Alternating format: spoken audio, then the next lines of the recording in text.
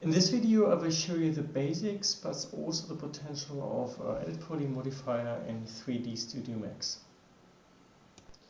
Any 3D object like this plane, or for example like a more complex object like this torus knot, can be used or transformed as an Edit Poly object. You can work with an Edit Poly modifier, or you just can say right mouse click and convert your object to an editable poly. The disadvantage of converting it to an editable poly is that all properties of your torus knot are gone. The advantage is that you have collapsed everything and you have a more simple 3D object. If I just add an Edit Poly modifier and, for example, go into polygon and just do something like an insert, for example, insert by polygon, and just do it like this and just insert and, for example, delete it. Then you can just go still in the hierarchy of your torus knot, and you can just change the properties, which is really good. So stacking modifiers on top of each other and also several edit polys is a really handy workflow. If you work with Edit Poly, you have different sub-object levels. The first things is a vertex. For example, this one is a vertex point, and you can pull this up. So these are the vertices. You have edges. You have borders. For example, the outside is a border, and this is a polygon. If you delete this polygon, you can also see actually that this is a border. So you have polygons, these are the polygons, and you have elements. This is the whole element. You can have several elements in one object. If I, for example, select this element, hold my shift key and move this element to the right side, it asks me clone to object or clone to element. If I just go to clone to element and just say okay, then you can just see that it's still in one object, and you can just choose element 1 and element 2.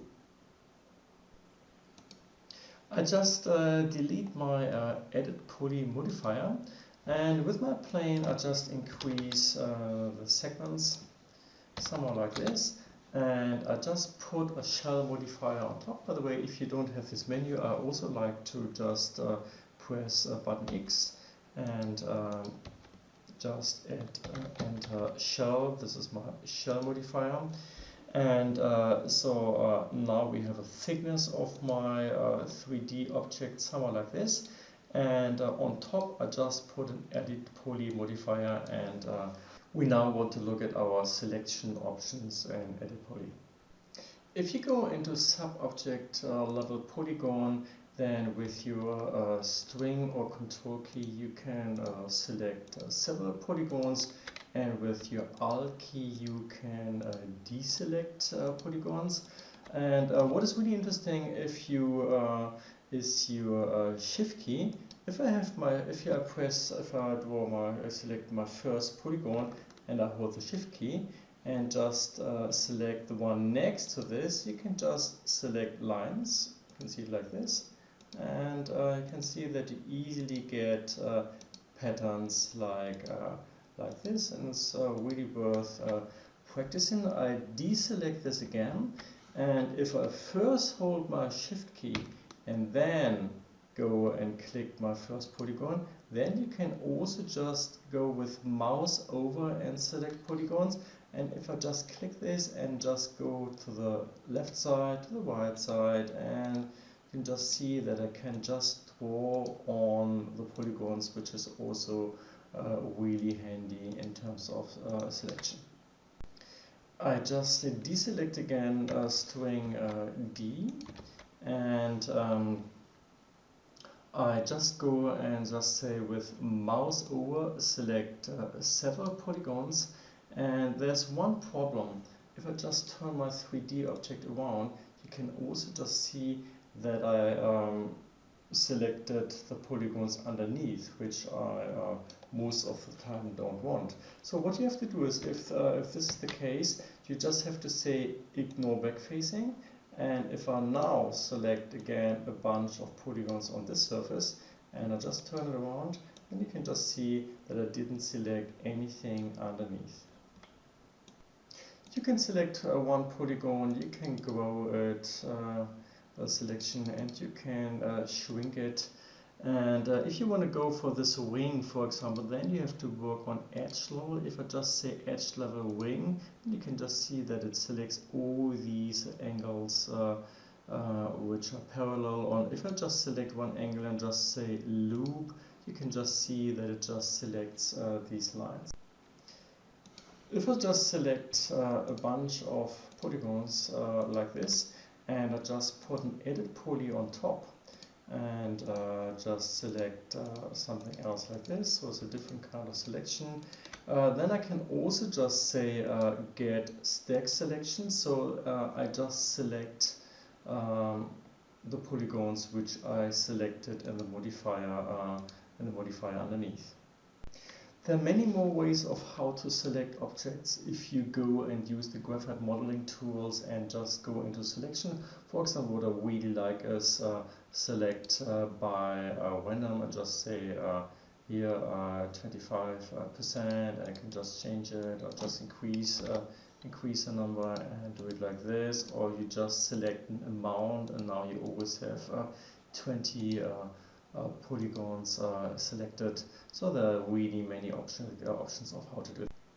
One option I still want to show you, if I just go into vertex point and for example select this vertex point and I just pull this up, so I only move one vertex point, and at the end of the day this is not what I want. I just want to transform or deform the whole surface. So this is something you can do really well with soft selection. You just say use soft selection and you can define the fall off, and you can see everything which gets a color, for example like red or blue, is infected by your selection from 100% to 0%.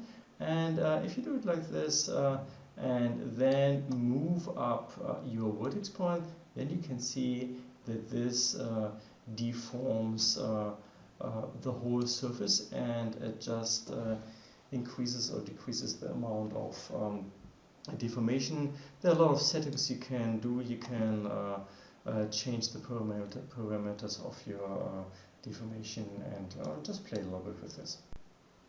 You can swap between your hierarchy of edges, borders and polygons and your modifier stack. You can also just do it in this menu. And really important to keep an eye on your symbols. You can just see that this swaps. That's really handy, because if you just put any modifier on top, then you can still see what kind of hierarchy is selected if something is selected. If I just deselect polygon, you can just see that nothing is selected in your edit poly. Okay, let's have a closer look to our first hierarchy, the vertex hierarchy. The first thing I do is, just because this edit poly was my deformation, I just rename it and just say edit poly soft selection deforms. I know what I actually did, and I just open my Modi edit poly on top and just go into my vertex hierarchy. Under selection, you can see that vertex 61 is selected, and if I just choose this one, you can see that vertex 87 is selected. This is the name of the vertex point. If I just select all to an A, then you can just see that 242 vertices are selected. So there's a difference between the amount of vertices, edges or polygons and the actual name. If you only select one, then you can see the real name means number of your vertex point, polygon and so on. Okay, I close selection. I also close soft selection, and we are in our edit vertex property menu. Vertex points you can remove with this remove button. and string Z, just go back. You can also use the backspace key, but if you use the delete key on your keyboard, then you just create a hole in your 3D object. So always be aware of it's a backspace, or you just use the button remove. This is, by the way, with all the other sub-object levels like polygon, edge, and borders. Okay, I select this vertex point. I hold my Shift key, and you can already see if I have a mouse over that the color of the other vertex points will change. I select this one, and the whole line of vertices is selected. And if I just go into my selection menu, you can see that 11 vertices are selected. I can move them up, and this is actually something I don't want to do right now. But if I just go into break and select this vertex point, then you can just see it's not one vertex anymore. These are 4 vertex points, and I just hold my Shift key and also just select the other ones, so like this. And now I just do a trick. If I just move this up, you can't see anything. And there's one field which is really interesting, the way of how you transform or move your object. If I just do this locally, so to the local of all my vertex point, you can see what's happening. These objects go up, and that's really interesting. First, I think it's a really nice design feature, but you can see that these edges are disconnected, and that out of 1 vertex points there are 4 vertex points right now.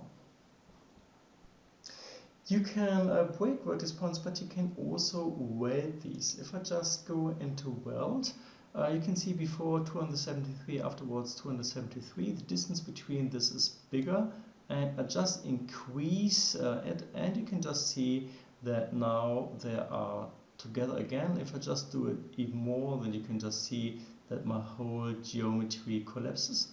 So this is what I want to do, and so I'm just on the same level like before I broke my vertex points. There's a function target weld. If I just choose this vertex point and this one, then you can just see that they just weld together. You can't weld this one with this because it's not connected with an edge. You can use connect, and I first select my vertex points, and then I click on connect, and you can just see that now my vertex points are connected. Also really interesting from a design point of view is extrude. I just select all my vertices, and I just go into extrude, and I can extrude my vertices. So out of 1 there will come another vertex point. This does not look really interesting, but if you just extend the width, then you can just see that you get this nice pyramid structures. And just leave it like this, and just change to my clay view so you can see it a little bit better. And this is what it looks like. And there's another thing I would like to show you, and just go one step back.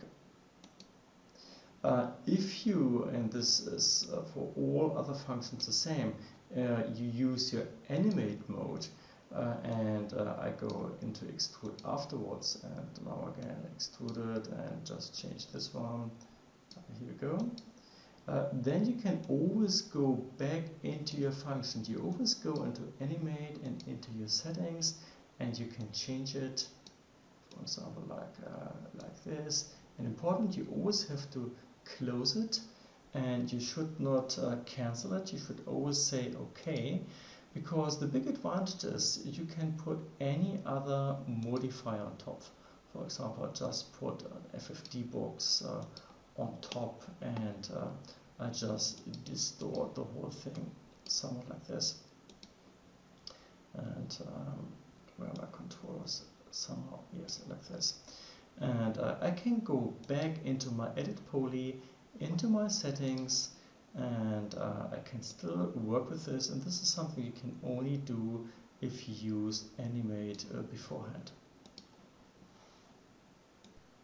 Okay, I switch off my FFT box. I just say cancel, and the last thing we want to look at is the chamfer function, and it's also quite interesting because you also can draw these hexagons and these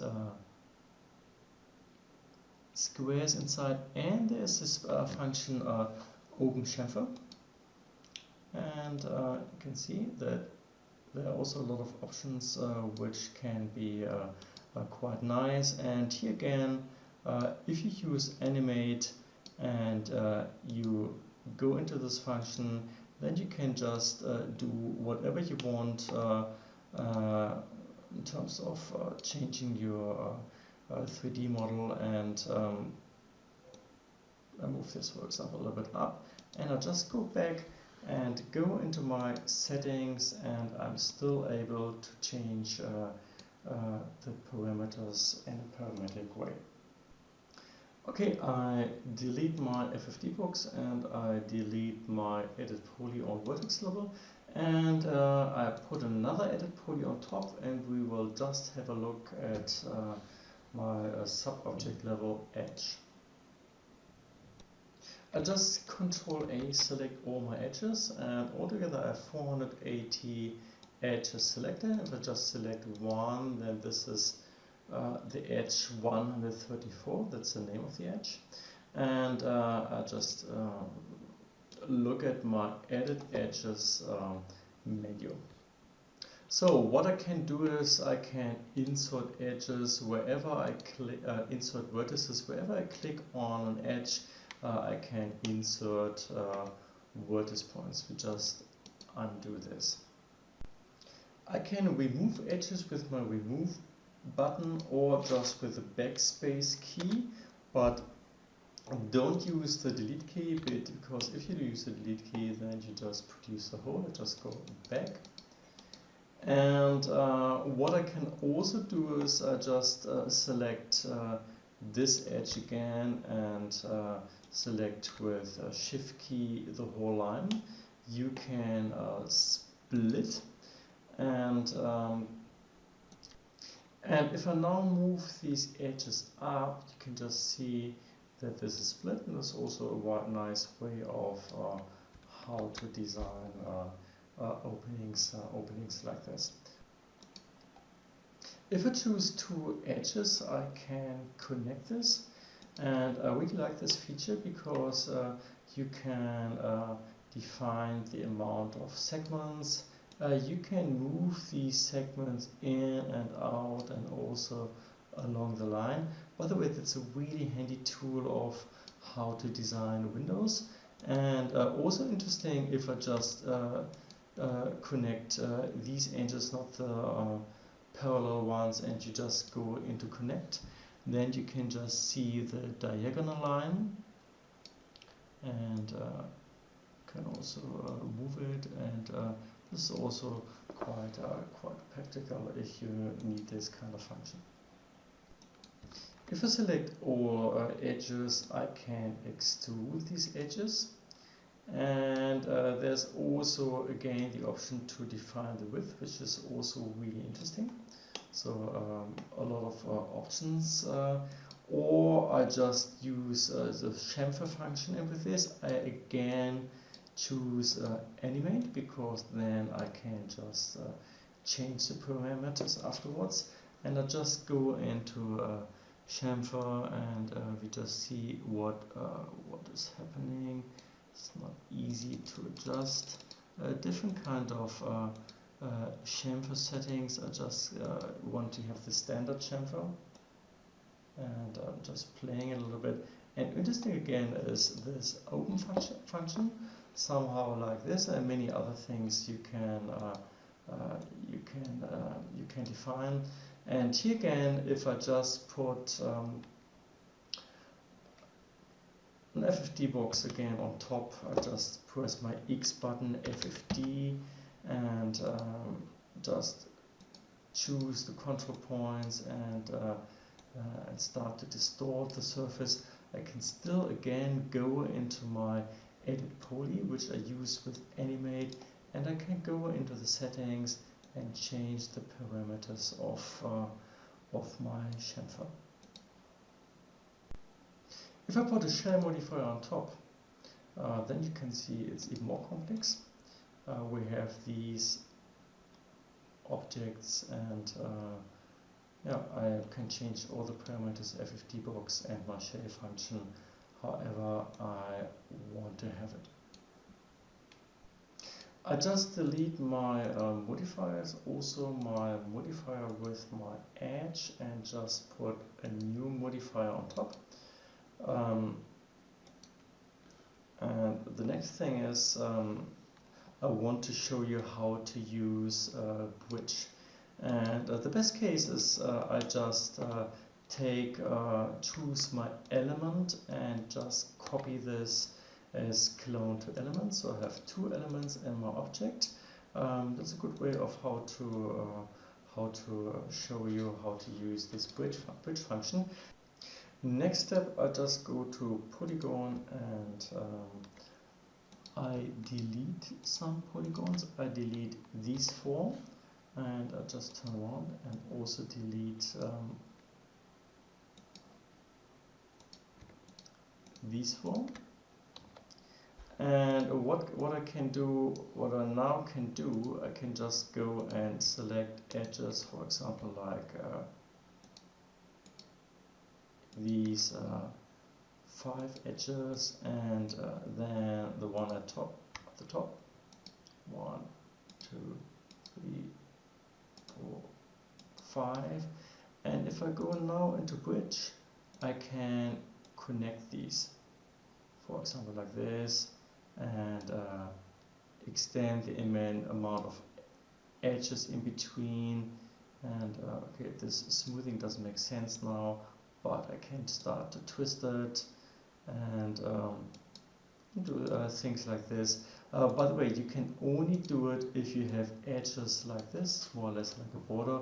So you can't just connect edges if there's not a hole or something like this. But if you see the options, I already produced an example, another example, for example, like this one. You can see that there are many options of how to use the bridge function with edge mode.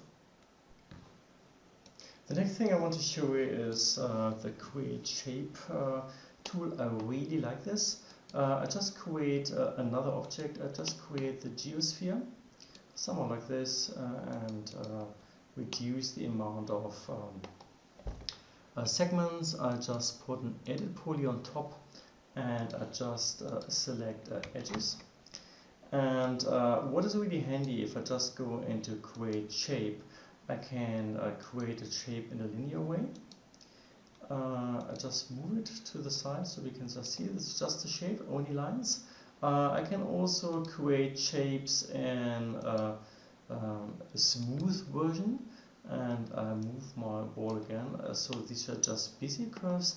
And the really nice thing about this right now is I can just go and select these, and deselect and select my my spline line, and in my spline line I can just go into rendering and give this whole thing a thickness. So that's a really nice way of how to produce shapes like this. You can also just do this with this linear thing. It can be also rectangle, much too thick obviously. We can reduce it somewhere like this, or you just put something like a sweep modifier on top. Also too big, my dimensions of my little geosphere was really small, but you can just see that this is a good starting point for a completely different shape based on this geosphere. When you look at this geosphere, it looks a little bit weird because you know there are very few segments, but it still looks smooth. What you can do is you can change it in the viewport. You can just say facets. Then this is what it really looks like. Also, when you think about printing, 3D printing, or digital manufacturing. But what you can also do is you can just select all edges, and in your Edit Edge menu, you have the chance to say you want to have it hard, and this is also a way of how to show what it really looks like if you go into digital production. Or this is again smooth. You can just change between these settings. Okay, we go back to our first object, and we don't look at edit borders because it's quite similar to edit poly. We just look at the next thing is edit polygon, the polygon level, and I just delete my edit poly. I just put an edit poly on top, and we just go into polygon hierarchy. You can insert vertex points, and just go into insert vertex points and just click here. So you just insert this. It's, by the way, really handy to use your snap function. Just press my S button and just see what kind of settings you use. So something comes out of this which makes a little bit more sense. So this is something you can do. I don't use it often, so first you have to deselect. Obviously, everything which is blue, you have to first deselect. If I just select these polygons, you can expand them with outline. I hardly ever use this. What I use a lot is insert, and again I just show you a really small example. For example, like this. This plane, I just put an edit poly on top, and I just select all polygons, and if I now go into insert, and then you have two options: insert by pull down by group, or if I go here and just say insert by polygon, and this is really interesting, I use insert by polygon. And if I now delete this and just put a shell modifier on top, then you already have produced something like a window frame. Okay, I go back to my basic objects, and here again I can use insert. I can also, for example, use insert for my whole object. If I now just say insert, nothing is happening because I had insert group and everything is selected. If I, for example, just say I select a small part, somewhere like this, and just go into insert, it doesn't look good, but just make it a little bit smaller. Then you can see what's happening if you go and say insert by group. If you go into the say insert by polygon, then you have again this kind of look, and you can pile things up. You can just put an extrude on top, for example, something like this, and immediately get to a shape like this based on insert and extrude. So combining all these tools, for example, just on polygon level, makes absolutely sense. Okay, we already looked at extrude a second ago, so I just look at bevel, and I just go into animate again. I like this a lot, and I just go into bevel, and the same thing. It's the same thing like extrude. You can do it by polygon or by group, and the difference is that you have one more parameter, this outline, and you can just see the result. And here again, if you use animate, you can go again in the settings afterwards, whatever you do it, even if your modifier is on top, you can always change the settings. Be aware of that you just leave it by OK. And if you go into commit or just leave by cancel, then your animate is gone.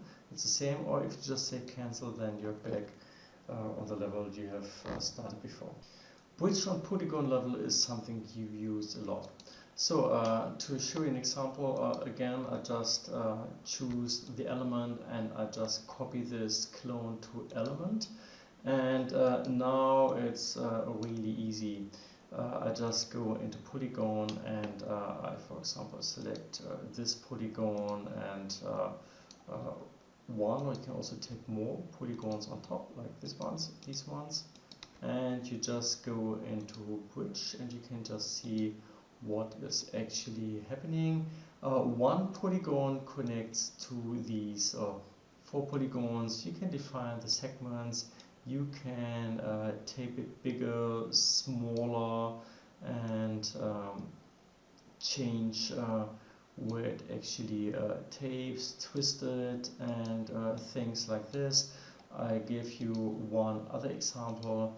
For example, I take these ones and connect it then to these 4, and here again I just say bridge and whatever. And you can also take a little bit more, like a little bit more advanced things like these 4, and then connect them. I'll hold my shift key with these 4 and again go into bridge and move it a little bit. You can already see what is happening, and this is a good starting point for something really smooth. For example, if I press my X key and I just add an open sub modifier on top and increase the iteration, then you can see that this is a really nice and smooth object.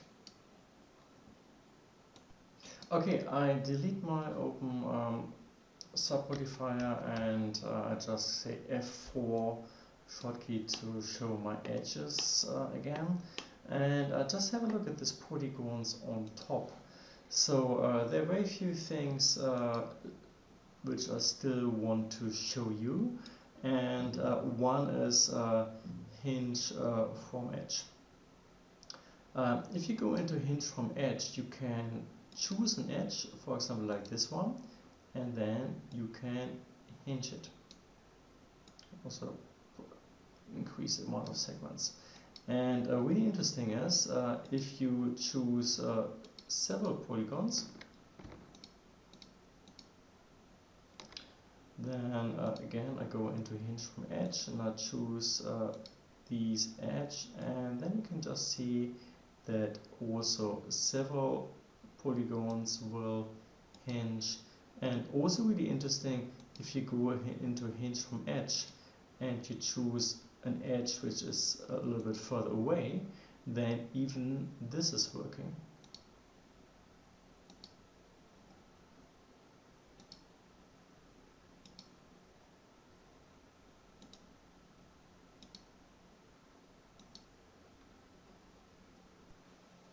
Okay, I just go back and I already prepared one example hinge from edge, which we can just have a look at. For example, something like this is just done with hinge from edge.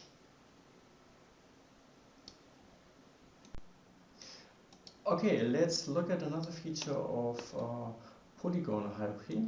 I just go and select some polygons, and I want to show you the feature extrude along spline. For this I first have to draw a spline line, and I just use drag type BZ and just draw a spline line, somewhere like this, nothing special. I just select my object again and I just go into polygon. I hold my shift key and click again, click again, click again, click again, and now I hold my string key and also select this one, and I also select this one, and now I go again into extrude along spline line, and with this button I pick my spline line, and you can see what is happening.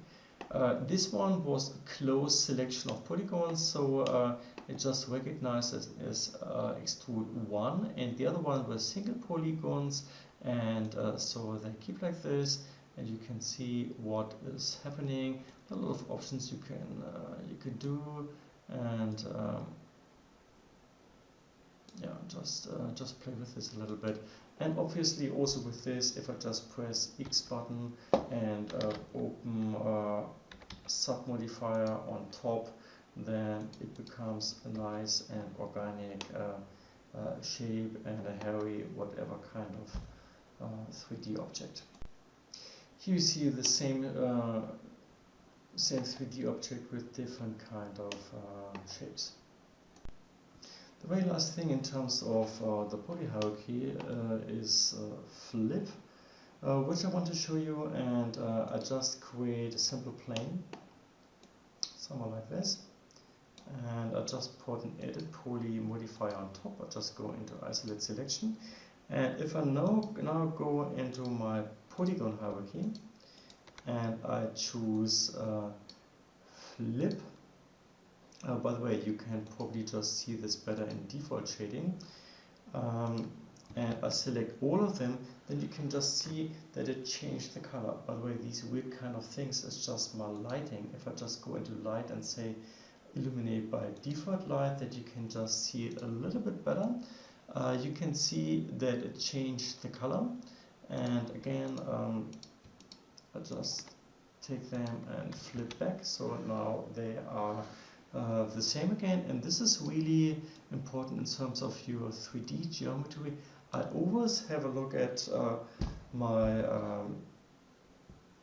3D model if there is probably any polygon I see from the back.